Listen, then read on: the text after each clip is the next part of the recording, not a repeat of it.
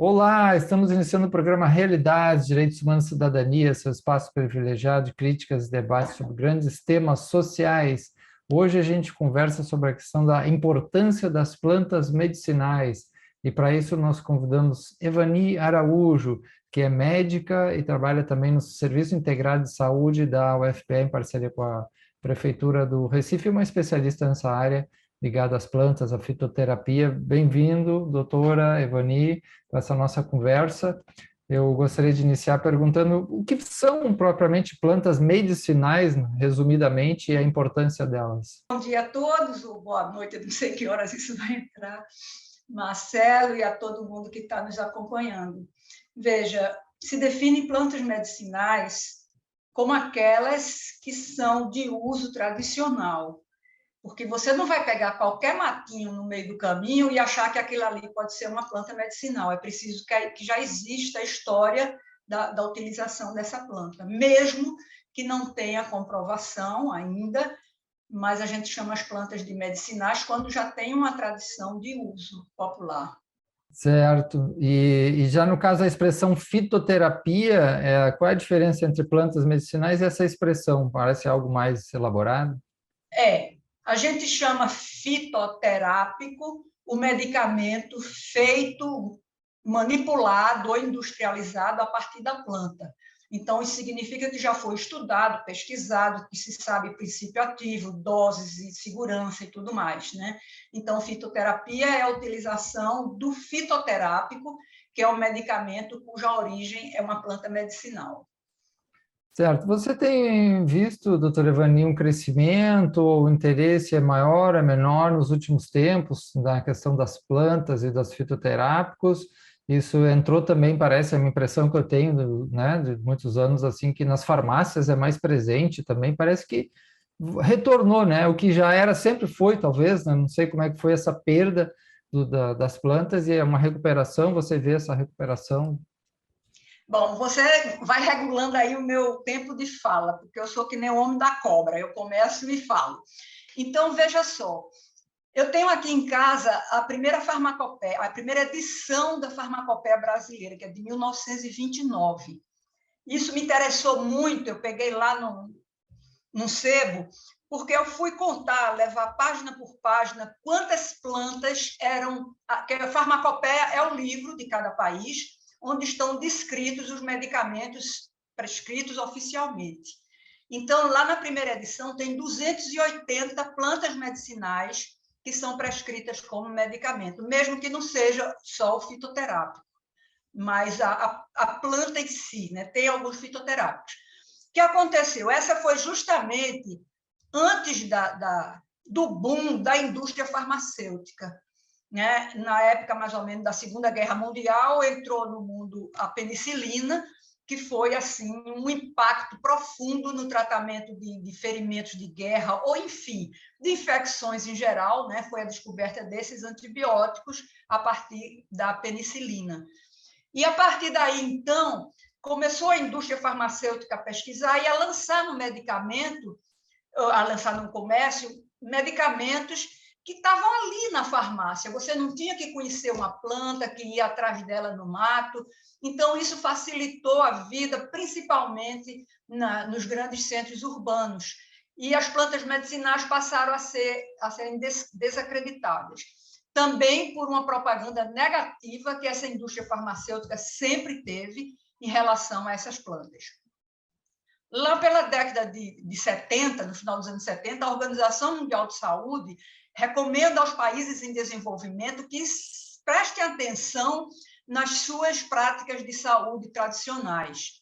E isso aí fez com que as pessoas de serviço público começassem a criar uma demanda para os pesquisadores, porque a gente que trabalhava na rede de saúde não tinha onde buscar. A gente não consegue imaginar como seria a vida das pessoas hoje sem internet. Eu não sei quantas horas da minha vida eu fiquei dentro daquela biblioteca lá da universidade, buscando jornais e publicações acadêmicas sobre plantas medicinais, e não eram tão comuns assim. Hoje em dia, pelo celular, a gente pega pesquisas do mundo inteiro, e aí eu já dou uma dica de quem está afim pega o Google acadêmico, põe o nome latino da planta que vai ver quanta coisa já existe publicada e a gente tem acesso a isso hoje. Isso é uma das plataformas onde a gente pode conseguir. Então, foi isso.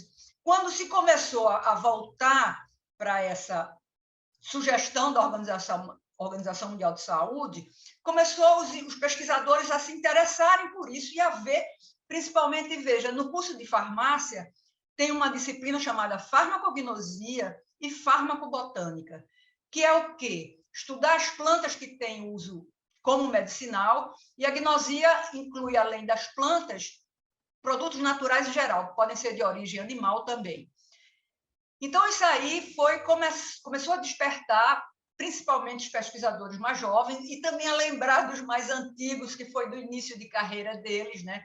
Infelizmente, no curso médico não existe esse interesse voltado a esse estudo. A gente passa 6 anos na universidade e não ouve falar sequer em homeopatia, que já tem 300 anos de experiência e de vivência na prática médica. Enfim, foi aí que eu já trabalhava na prefeitura de Olinda, tentando organizar, isso no início dos anos 80, tentando organizar uma prática. Eu acho que Olinda foi o primeiro município no Brasil a usar institucionalmente plantas medicinais prescritas pelo médico. Mas aí não tinha qualquer manipulação. A gente tinha um jardim de cultivo e o médico, quando ele aceitava, ele prescrevia, e o agricultor com a gente do lado ali despachava e a gente ensinava como é que usava e tudo mais.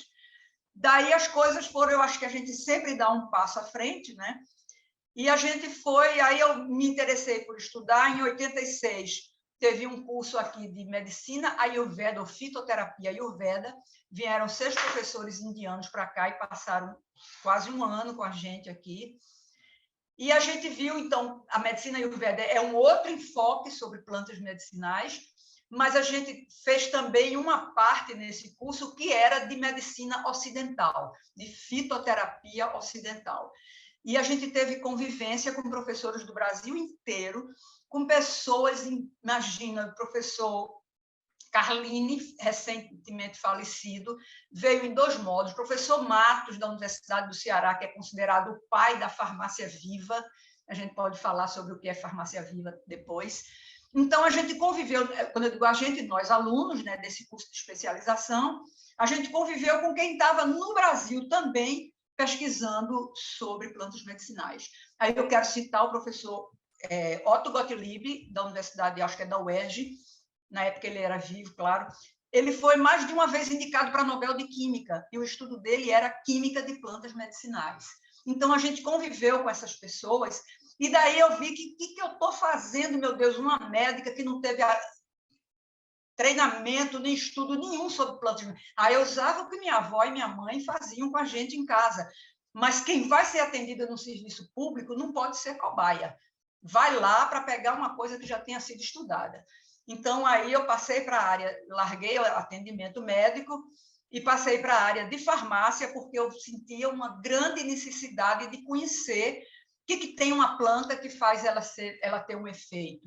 Por que é que tem várias espécies, eu conheço pelo menos 4, que as pessoas chamam de Anador, que é nome de medicamento analgésico, entende? Então, essas coisas interessaram para a gente, eu sempre ligada ao serviço público. Então, nessa área, a gente foi tendo mais contato com quem pesquisava no Brasil todo, e eu resolvi fazer mestrado e doutorado em ciências farmacêuticas nessa área de farmacognosia, que é o estudo dos produtos naturais. E ali a gente sempre estava em contato com o pessoal do Ministério da Saúde, com os professores de várias universidades que pesquisavam, enfim. Aí, a partir daí, eu não me lembro exatamente em que ano foi, mas foi no final dos anos, no início dos anos 80, o professor Matos, talvez já conhecia meu trabalho lá em Olinda, ele, então, criou o projeto de Farmácia Viva. Farmácia Viva tem 3 níveis, isso é para ser um atendimento proposto para o SUS. Então, a Farmácia Viva tipo 1, a gente prepara mudas de plantas medicinais, com a identificação correta da planta e com as indicações de como é que utiliza. Na Farmácia Viva tipo 2, aí o serviço já precisa ter uma área maior para cultivo, manipulação, ou seja, a gente colhe, seca, bota ali nos pacotinhos bonitinhos, com um rótulo dizendo para que serve, como é que prepara. E na farmácia viva tipo 3, aí já vai ser a manipulação para produzir o fitoterápico. Então, é preciso um laboratório, e a nossa informação é que a gente está para inaugurar a nossa farmácia viva na Prefeitura de Recife, já está tudo adquirido, o equipamento todo, a gente está nas últimas fechamentos, que a pandemia atrasou muito essa inauguração, mas a gente vai ter, então, uma farmácia de manipulação de plantas medicinais para distribuir o fitoterápico em toda a rede do município. Ok. Eu falei demais. Você falou farmácia viva, qual é eu ouvi notícias sobre uma redução do apoio à farmácia viva nesse governo federal, né, e outras coisas na saúde também que tem sido trágica, né, nesse governo, né, a questão da Covid. Como é que está essa questão também dessas práticas em relação a esse governo federal? Veja, eu sei que cada vez que ele corta verbas, né, ou contingencia verba, que para mim é a mesma coisa. Então, o BAC, aí a pessoa diz, mas em que é que isso vai atingir o uso de plantas medicinais? Eu digo, olha, qualquer comadre pode ensinar uma receita de planta medicinal para a vizinha ou para quem precise. Mas um profissional de saúde tem que ter o respaldo da pesquisa. E se a universidade não está mais pesquisando, a gente vai confiar no que já tem, mas o que já tem envelhece. Então, a demanda da gente, o Brasil é um país com maior biodiversidade vegetal, acho que animal também, no mundo inteiro. E a gente agora que conhece 5% de algum detalhe da nossa vegetação identificada, fora o que a gente não identificou ainda. Então, a demanda e a necessidade por pesquisa é muito grande, porque enquanto a gente demora em trazer esse resultado para a população, eles estão usando pelo uso tradicional, que nem sempre é correto e é seguro.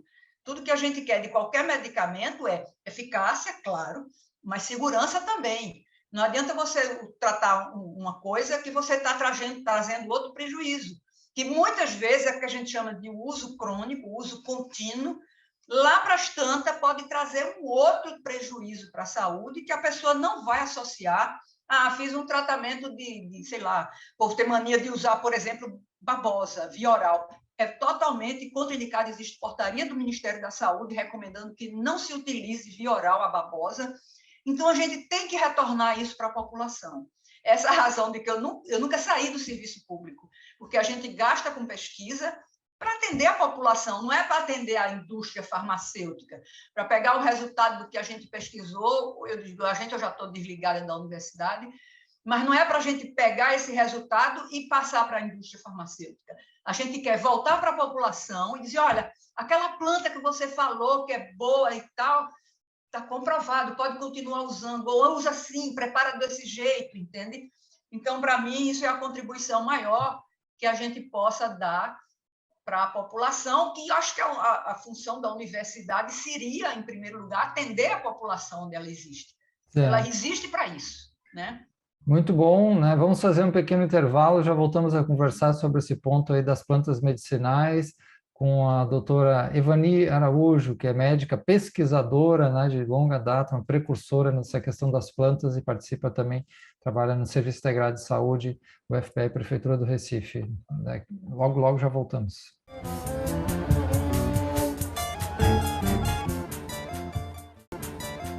Estamos de volta com o programa Realidade, conversando sobre plantas medicinais, falamos também um pouco sobre a farmácia viva, sobre fitoterápicos, com a doutora Evani Araújo, pesquisadora, né, médica e especialista na área.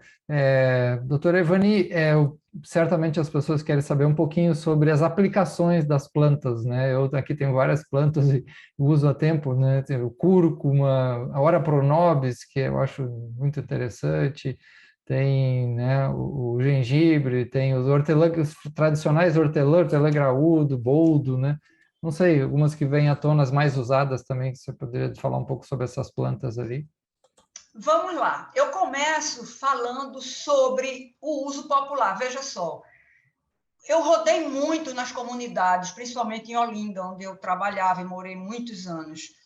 De um bairro para o outro, as pessoas conhecem a planta com nomes diferentes. Então, essa é a primeira dificuldade que a gente tem quando vai ensinar um remédio de planta.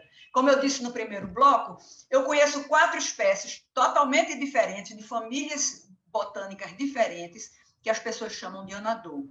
Ah, tem uma que é abortiva. Então, a gente tem que conhecer pelo nome, né? E pela imagem, porque eu mostro, elas são de famílias diferentes, elas são totalmente diferentes e as pessoas chamam de anador. Então, eu fico muito apreensiva de falar sobre indicação de plantas sem mostrar como é que é essa planta, entende? Mas algumas, você citou aí a cúrcuma, quando eu estou na comunidade, as pessoas chamam de açafrão da terra. Mas açafrão, para mim, é o urucum, aquele que faz o coloral, que é um arbusto, não é uma erva como a cúrcuma. Então, eu já prefiro chamar de cúrcuma mesmo. Cúrcuma longa é o nome latino dela. Então, você coloca esse nome cúrcuma longa lá no Google Acadêmico, você vai ver quanto de pesquisa comprovando as indicações desta cúrcuma para baixar colesterol e triglicerídeos. Como anti-inflamatório, ela é muito boa, porque ela pega artroses, artrites, inflamações em geral. E assim, é um tempero, né? Mas ela usada como tempero, eu não tenho nenhum trabalho, nunca li nenhum trabalho mostrando que ela possa ser útil medicinalmente se ela é um tempero, porque tem a questão do calor e tal, mistura com outras coisas, enfim. Mas a cúrcuma tem outro problema dela, é que ela não... O princípio ativo dela, que chamam de curcumina, ele não é solúvel na água, então fica difícil para fazer o chá, entende? Aí a gente tem outras maneiras, porque quando você está fazendo um chá, você está extraindo os princípios ativos que tem naquele vegetal, que passam para o líquido. Você faz um chá com água, aquilo sai da planta, você vê o chá mudando de cor, significa que ele está extraindo, a água quente está extraindo as substâncias que tem ali dentro. Mas se a substância ativa da cúrcuma não é solúvel na água, a gente tem que encontrar outro solvente. Qual é o outro solvente? Geralmente as pessoas fazem a tal da garrafada. Mas aí você não vai fazer com cachaça, com uísque. Aí eu prefiro botar num vinho, um vinho branco, por exemplo. Você faz em torno de 20%, ou seja, para 1 litro de vinho você põe 200 gramas da cúrcuma raladinha, e deixa ali, porque como o teor alcoólico dele é menor do que o álcool, é em torno de 14 graus, eu penso, aí você deixa um mês todinho lá curtindo, dá uma agitadinha todo dia, depois desse final você coa e fica usando uma colher de sopa 3 vezes ao dia, se tiver problema de artrite, artrose, essas coisas. Então, é como eu digo a você, a gente tem que ir lá na pesquisa, ver como é que foi estudada e voltar para a população, dizendo como é a melhor maneira de ser utilizada. Agora, os resultados são sempre muito bons, muito interessantes.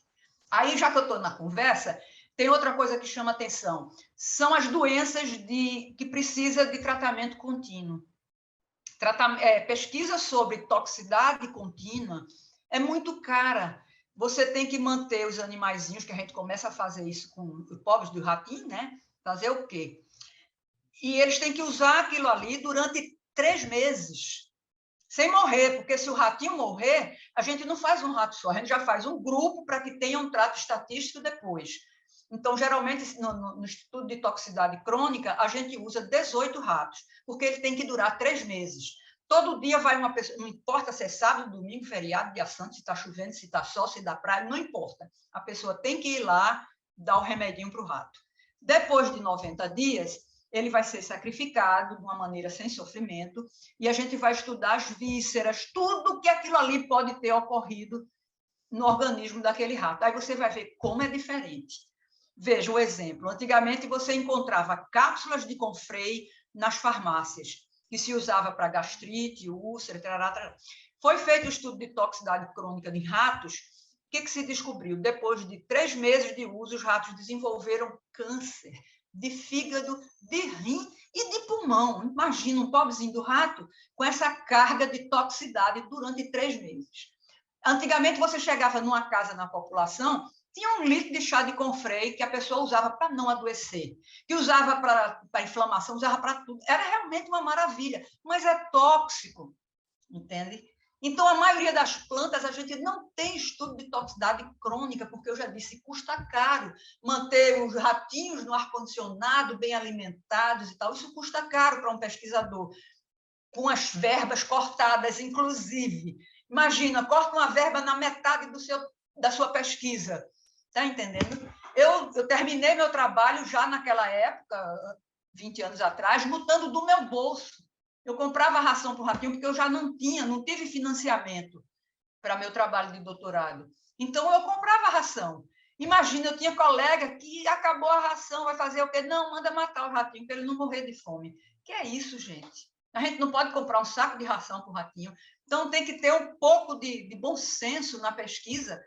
Porque para você fazer uma pesquisa tem que passar no setor de ética animal, inclusive, né, para ver se vai valer a pena. O que é que você quer saber dessa planta? Se vale a pena sacrificar os ratinhos. Existe, então, um comitê de ética animal, em qualquer centro de pesquisa. Doutora Evane, e aí, então, a indicação seria que as pessoas cuidem, né, do uso das plantas, mas que outras plantas já estão assim mais liberadas, né, dentro da farmácia viva, do SUS, que já estão, mas aí também tem como fazer, né? Eu esquecendo de falar, existe uma relação nacional de plantas de interesse para o SUS, cuja sigla é RENISUS. Você coloca isso na internet e você vai ver a relação de 71 plantas que já têm estudo de toxicidade, alguns estudos de indicação, estão ali porque são mais ou menos seguras para serem prescritas como chá no SUS. Então, lá está a cúrcuma, lá está o gengibre, está lá por ordem alfabética. Lá está a nossa aroeira, que é uma planta anti-inflamatória também, que serve também para gastrite, úlcera, colite, e a pessoa pode fazer um chazinho e tomar todo dia. Então, lá tem uma relação. Aí lá tem o boldo brasileiro, que não é o boldo do Chile, é diferente, as pessoas confundem muito. Tem gente que diz, eu tenho um pé de boldo do Chile em casa. Não tem. Eu quero ir ver, porque eu nunca vi neve na minha vida, e o boldo do Chile só dá na Cordilheira dos Andes, a 2, 3 mil metros de altitude, com neve e temperaturas baixas. Então, o boldo que está na RENISUS é o boldo brasileiro. Então, ele está lá para estudo. Tem um nome popular e tem um nome latino dele. Então, fica fácil da gente identificar. Aí lá está a babosa, com recomendação para uso tópico, ou seja, como cicatrizante local, para queimaduras principalmente, embora que a gente tenha que recomendar que a queimadura, se for muito extensa, tem que ir para um atendimento para romper a bolha, se for uma bolha muito grande, porque se a bolha for rompida sem asepsia, pode causar uma infecção e complicar a vida da pessoa. Então, é isso que a gente chama, o nosso curso chama uso racional de plantas medicinais, porque não é para usar de qualquer jeito, a gente tem que ter um certo conhecimento, procurar quem conheça para que oriente, entende? Então, lá na RENISUS, a gente vai ver quais são as plantas mais seguras. Deixa eu me lembrar o que tem mais lá. Tem uma plantinha que chama alecrim-pimenta, que ela é, até hoje, tudo que foi fungo e bactéria foi sensível a essa planta, mas ela é tóxica para beber. Mas você pode botar no álcool, então faz essa mistura no álcool, e depois você vai tratar pano branco, impinge, vai tratar feridas infectadas, porque ela tem ação antimicrobiana geral, entende? Lá está também a nossa erva cidreira, lá está o capim-santo. Então, isso são plantas de uso tradicional, isso foi um dos critérios para elas entrarem nessa relação, e aí que as pessoas já usam há muito tempo. Lá tem o mastruz. Todo mundo já ouviu falar em mastruz com leite, mas ele tem toxicidade. Ele não pode ser utilizado antes de 7 anos de idade, então criança pequena não deve usar. Ele tem toxicidade para o sistema nervoso central. É um expectorante? Mas eu nunca encontrei uma pesquisa feita mostrando que ele é expectorante. Isso é o uso tradicional. Lembra que eu sou profissional de saúde, então eu tenho que estar baseada em coisas acadêmicas, né? Em conhecimento acadêmico, entende? Por mais popular que a planta seja. As hortelãs, por exemplo, a hortelã miúda, na década de 80, eu conheci o professor Cesário de Mello, ele já era aposentado e trabalhava ainda no Instituto de Antibiótico. E ele pegou as pessoas que trabalhavam ali no laboratório com ele, mandou fazer exame de fezes. Quem veio com parasitológico, com ameba, ele pegou a hortelã miúda, secou, moeu e colocou dentro de cápsulas e as pessoas tomaram como tratamento. Então, foi a primeira pessoa a publicar um trabalho, embora que ele não teve um método muito rigoroso, né? Porque hoje em dia a gente sabe que não é um parasitológico só que vai garantir se tem ou não tem que fazer um seriado. Mas, assim, ele abriu o leque para a pesquisa, virou um medicamento, porque depois um farmacêutico do laboratório Hebron fez o doutorado dele lá em Portugal, estudando a hortelã miúda, e indicou para Giardia ameba, então chamou de Giamebil. Estava lá no comércio, ele foi retirado do comércio recentemente, porque eles estão revendo a formulação. A Anvisa não permite formulações com álcool para uso oral. E o Giamebil era feito a partir da tintura da hortelã miúda. Então, quando eles resolverem essa pendenga aí vai voltar. Então, tem outro que é um que chamam de Cronel, que é um creme vaginal à base de aroeira. Foi uma colega minha de mestrado quem desenvolveu, ela é farmacêutica. A gente levou para o LAFEP para ver se o LAFEP queria aquilo ali para registrar. Ele não se interessou, por quê? Não entendo. Na época, década de 90, eu acho, eu pedi o custo de produção, um tubo de creme vaginal com aplicador saía por 97 centavos. Imagina. Mas aí a gente não vai ter lucro, mas o LAFEP não existe para ter lucro. O LAFEP existe para oferecer à população um medicamento seguro e que custe pouco ao Estado, entende? Aí foi, mais uma vez, a minha amiga passou para o Hebron botou no comércio, né? O Cronel, que foi um desenvolvimento, eu ajudei ela, porque eu também trabalhei com aroeira no momento. Enfim, então a aroeira está lá, a aroeira do sertão também, essa aroeira que está lá é a aroeira da praia, que todo mundo deve conhecer por aqui. São muitas plantas, então são 71 espécies que estão lá na ReneSUS. Então vale a pena dar uma olhada, porque a gente fica sabendo o que é seguro para a gente trabalhar. Certo, muito bom. Infelizmente, nosso tempo chegou ao fim. A gente teria que ter mais tempo para falar de mais plantas, né? Acho que tem que fazer isso. Devia ter falado mais disso. Vamos ter talvez um outro momento para falar das plantas mais ainda. Muito obrigado, né? É muito importante esse tema. Agradecemos a doutora Evani Araújo conversando com a gente aí. Nos siga também nas redes sociais, temos lá a professora também. Evani, pode procurar ela, Evani Araújo, trabalha lá no Serviço Integrado de Saúde da UFPE Prefeitura de Recife, né? Obrigado a todos e até a próxima. Obrigada também, eu estou disponível para assim que você quiser continuar. Já disse que eu falo demais. Boa noite. Obrigada.